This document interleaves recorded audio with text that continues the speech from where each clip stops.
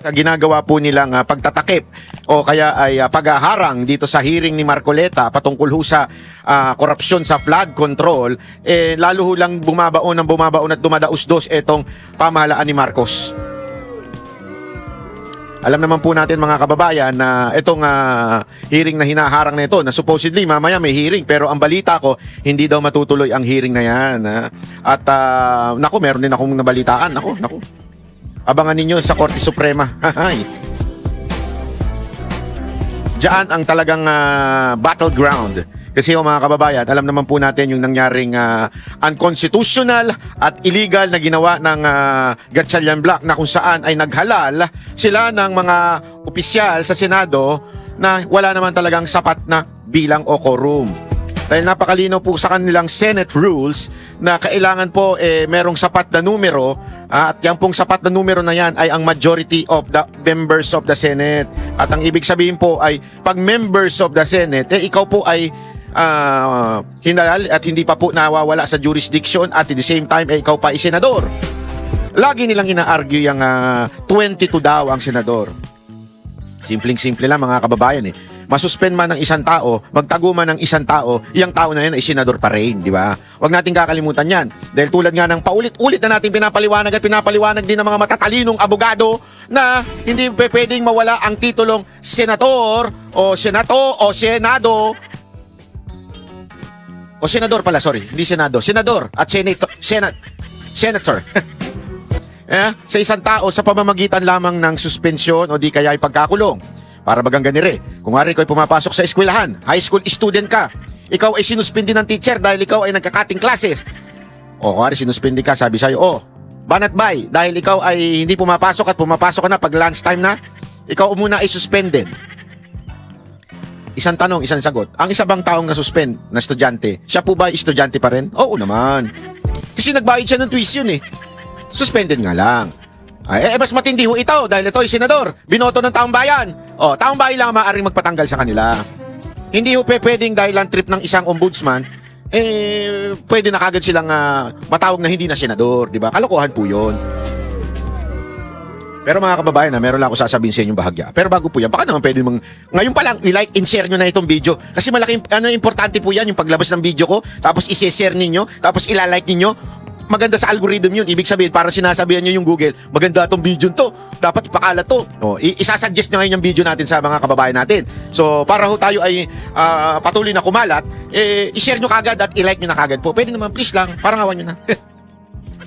Hindi po, ito pa. Ito, makinig po kayo na mabuti. Alam mo, meron lang ako naisip Alam mo, naisip po. Ito, may kinaugnayan din do sa Araw ng Kalayaan. Alam mo, kung papanoorin ninyo yung Manuel Quezon na pinapalabas ngayon, yung parte din, I think parte rin to ng General Luna tsaka yung isa pang pelikula. Kung mapapansin din nyo dun, alam mo, ang tagal na, nagtaka nga ako, sabi ko, bakit parang nagkaroon ng parang dalawang presidente na tinatawag na first president of the Philippines, yung isa first revolutionary president, yung isa first president ng republic, basta ganyan-ganyan, di ba, sa kasaysayan. Nagtataka rin ako. Tapos pati yung araw ng kalayaan, sabi ng mga historian, hindi naman daw talaga yun yung araw ng kalayaan, sapagkat tayo po ay nasa ilalim pa rin ng kano. Sa katunayan, yan nga yung ipinaglalaban ni Quezon noon yung kalayaan mula sa Amerika. At after nun, nasako pa nga tayo ng Japan. Pagkatapos pa nun, tsaka pa talaga tayo nagkaroon ng talagang malaya matatawag mo, sovereign country, di ba?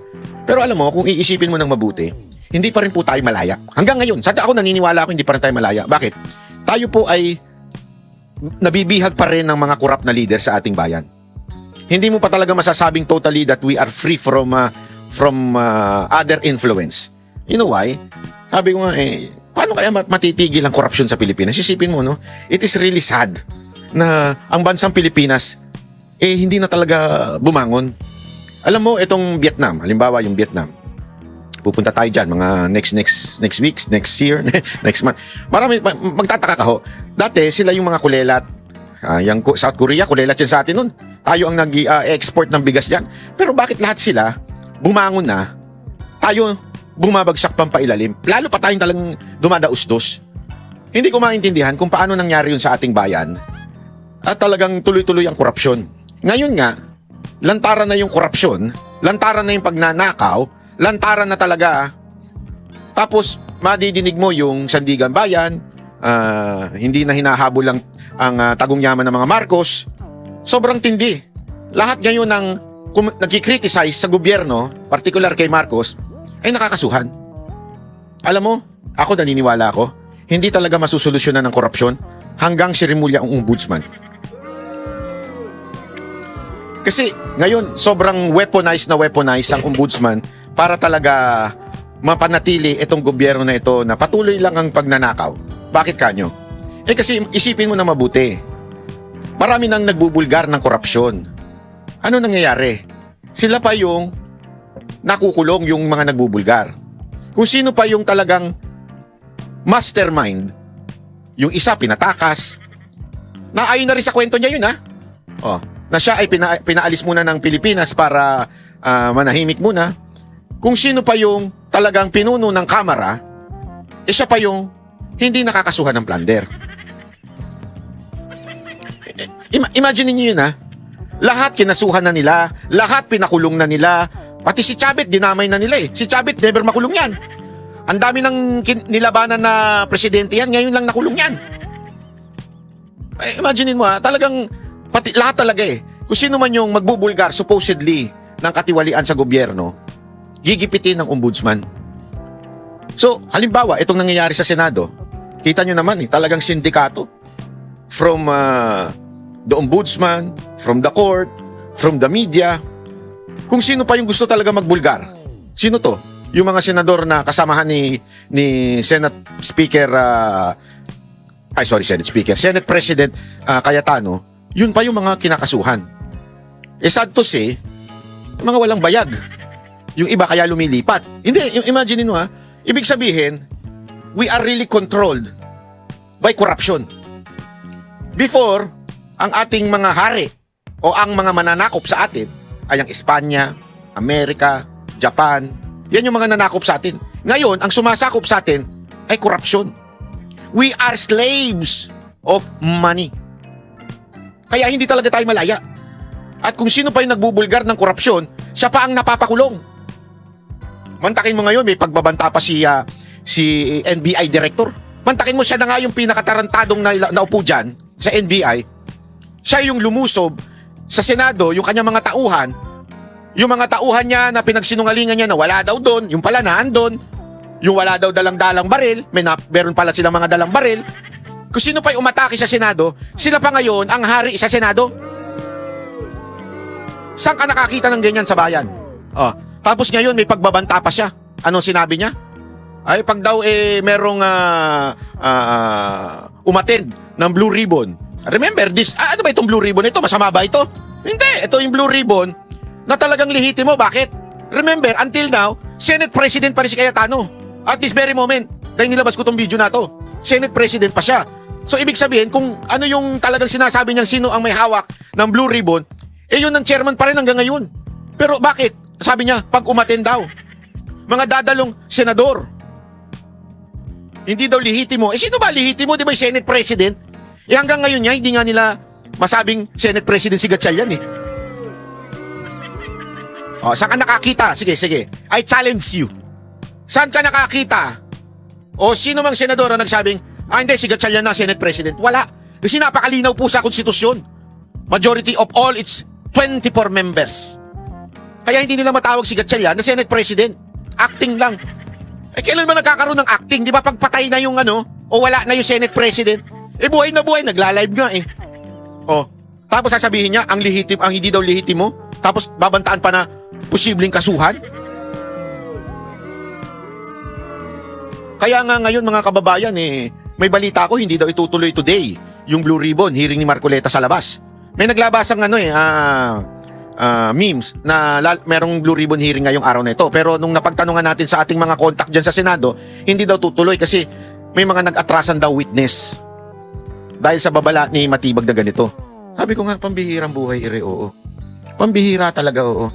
Nakakaano na yan. Parang, si Matibag pa ngayon, ang nagko-control, anak ng weting naman, hindi ko matanggap. Hindi ko talaga matanggap na siya pa ang parang nagko-control ng Senado ngayon. Kasabihan pa na posibleng kasuhan. Saan ka nakakita ng ganito eh? Isang NBI director laang nagbabanta sa Senado. Remember, co-equal branch yan. Ibig sabihin, co-equal with the president yung mga senador. Look at the Constitution. Yun na sinasabi. Tapos biglang magbabanta ng NBI ng ganito. Sino ka? Sino ka para magbanta ng ganyan? Kaya nga nakakaano eh. Tapos, eto ha, magtataka ka doon sa announcement ni Villanueva. May nakausap nga ako eh, sabi. Tinatanong ko kasi, sabi ko, ano, talaga na bang, meron na ba silang bumaligtad na ba talaga si Villanueva? Meron tayong pinagtatanungan. Sabi, hindi pa naman. Pero ang ito ay before pa mag-announce si Villanueva nito Ang pinaka-senyalis niyan, pag nagkaroon ng special session, pag nag-utos ang presidente ng special session, ibig sabihin nun, nakuha na nila si Villanueva. Kaya hindi na ako nagtaka at kaya naglabas ako ng video, trending nga yun sa Facebook eh. Follow nyo ako sa Facebook, Banat Biden pangalan ko doon. Nakalagay po doon, sinabi niya na ako'y a-attend kung magkakaroon man ng special session. In-announce niya yan Sunday doon sa kanyang iglesia, sa kanyang church. Sabi niya parang, ako'y a-attend, tayo'y magtrabaho na. May mga ganyan-ganyan pa eh. Kala mo talaga totoo eh. Magtrabaho? Ano ba ginawa ng Gatchalian Black? Nung nag-declare silang kuno ng kanilang quorum, nagtrabaho ba sila? Hindi! Pinauwi nga lahat eh. Work from home kayo. Pero remember, yan ang sinasabi nilang paulit-ulit kay Cayetano. Bumaba na kayo dito, umatin na kayo dito para makapagtrabaho na tayo. Nung inagaw na nila yung kapangyarihan, talagang sapilitan yan sapilitan ang ginawa nilang pag-agaw. Sa kapangyarihan, biglang, uwi na kayo lahat, work from home tayo. Pambihirang buhay, oo. Di ba? Tapos ngayon, eto na naman si Villanueva, may sasabihin na naman, no, I want to work. I want to work. Tingnan mo abangan natin yung special session na yan sa Miyerkules. Pustahan tayo, hindi pag-uusapan dyan yung mga ang uunahin dyan, walang iba kung hindi yung pagpapalit ng Senate President. Itaga nyo yan.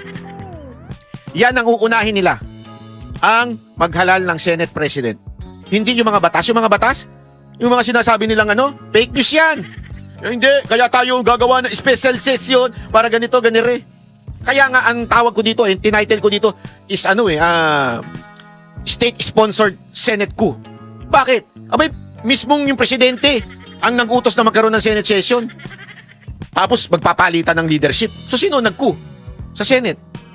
Walang iba kundi yung presidente. Ang sagwa. Ito ba ang demokrasya sa Pilipinas? Kontrolado ng presidente yung Senado? Kayong mga senador dyan, tuta talaga kayo. Himurin nyo, supsupin nyo yung bayag ng presidente na yan. Sobrang sobrang nagpapadikta sa presidente. Nakakadiri.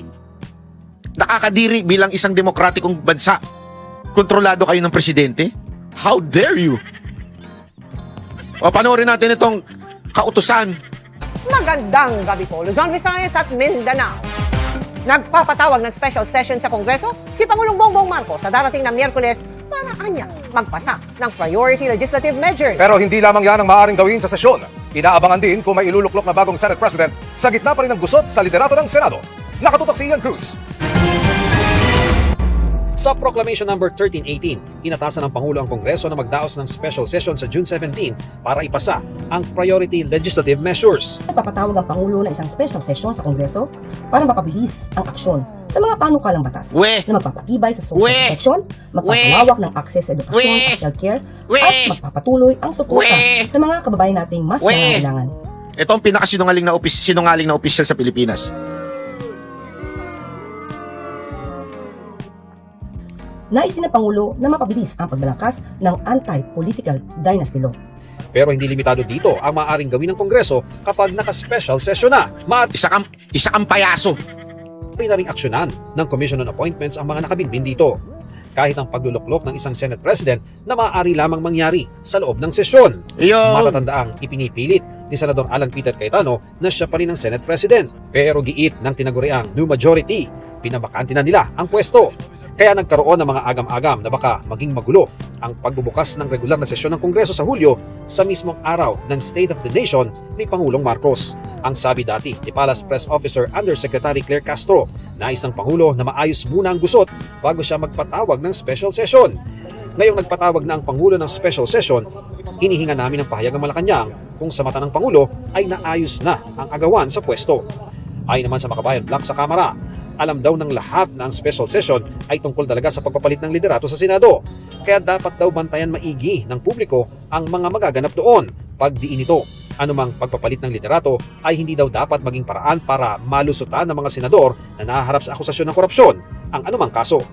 Umaasa naman ang House Prosecution Team sa Sino nagsabi, yung Makabayan Black, na di umano allegedly sabi ng mga 18 Marines na nakatanggap din ng mga mali-maleta? Ang kapal ng mga mukha nyo! Oo, ang kapal talaga ng mga mukha nyo. Di ba? Tapos sino pa talaga yung magsasabing hindi ulul. Ang kapal ng mga mukha nyo. impeachment trial ni Vice President Sara Duterte na maayos na ang gulo sa Senado sa gagawing special session. We cannot meddle on the issues of their leadership, but we are hoping and pray that they will be able to fix it on the occasion of this special session. Hinimok ni Senator Win Gatchalian ang mga kapwa-senador na lumahok sa special session.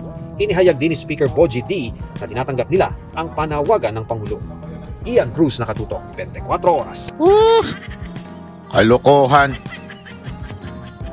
Hindi, ito, panoorin nyo to. At kaugnay pa rin sa pagpapatawag ng special session ng Pangulo, posibleng maganap ang paghalal ng bagong Senate President. Ayon po yan sa ilang senador.